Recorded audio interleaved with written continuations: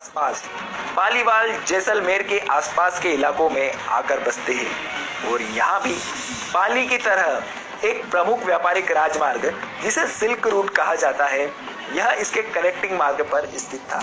जैसा कि हम जानते हैं कि सिल्क रूट पूरब की दुनिया से पश्चिम की दुनिया को जोड़ने वाला सबसे महत्वपूर्ण स्थल मार्ग था। सन 1823 में अंग्रेज कर्नल टॉड ने यहाँ पर बसने वाले पाली वालों की शान शौकत और संपन्नता का उल्लेख अपने लेखों में किया है। यानी पाली के बाद पालीवाल फिर से संपन्न हो गए थे।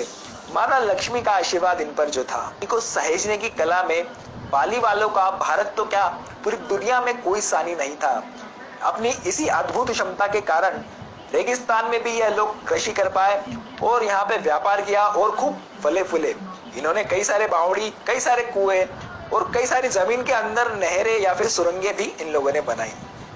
इतिहासकार नंद किशोर शर्मा जी के अनुसार उस समय जैसलमेर का दीवान था सालम सिंह, जो कि बड़ा जालिम था, क्योंकि जब वह 11 साल का था तब उसके पिता की हत्या उसी की आंखों के सामने कर दी गई थी, जिससे उसके व्यक्तित्व में एक निर्ममता का गुण आ गया था। वह निर्दयी बन चुका था।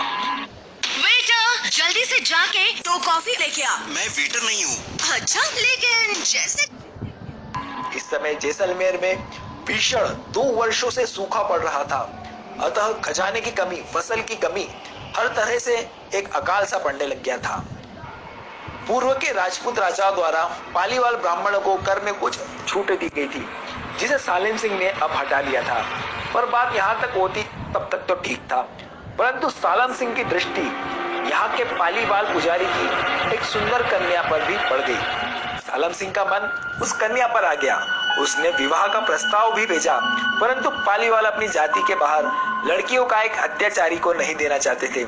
इससे नाराज होकर सालम सिंह ने पालीवालों पर अत्याचार और बढ़ा। इतिहासकार एन के शर्मा के अनुसार इसी समय दूसरी ओर जैसलमेर का व्यापारिक महत्व भी कम हो रहा था, क्योंकि बंबई और कांडला जैसे बंदरगाह जो विकसित हो गए थे और स्थल मार्ग की अपेक्षा जो जल मार्ग था उससे ज्यादा सामान कम मेहनत और कम पैसों में आसानी से ले जाया जा सकता था। अब पाली वालों के जो 84 गांव थे, इनके सरपंच, पाली वालों के एक छोटे से 45 किलोमीटर के एरिया में एक 84 गांव थे।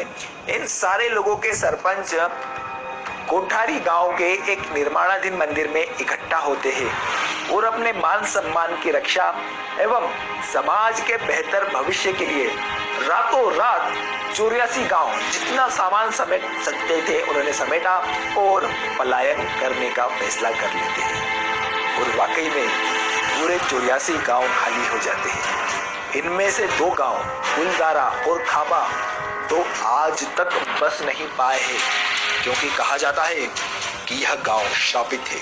खाबा नाम का जो गांव है उसके भीतर तो कई किलोमीटर लंबी सुरंगें बनी हुई है। ज्यादा अंदर जाने पे ऑक्सीजन की कमी हो जाती है। पता नहीं उस समय पालीवाल लोगों ने इन सुरंगों को किस तरह से खोदा था, ये तो वही बता सकते थे। अब वो लोग तो रहे नहीं। तो यह एक बहुत बड़ा आश्चर्य है और लोगों के लिए बहुत बड़ी जिज्ञासा का केंद्र है। क्या अब भी यहाँ पर खजाना है? क्या यहाँ पर कुछ ऐसी पैरानॉर्मल एक्टिविटीज अभी भी होती है? यह लोगों के लिए बहुत बड़ी जिज्ञासा है। अब यहाँ से जो पालीवाल लोगों ने प्रवास किया, इसके बाद यह लोग गुजरात, राजस्थान तथा मध्य प्रदेश के अन्य शहरों में जगह जगह पे बसे। तो दोस्तों, ये था पालीवाल समाज का इतिहास।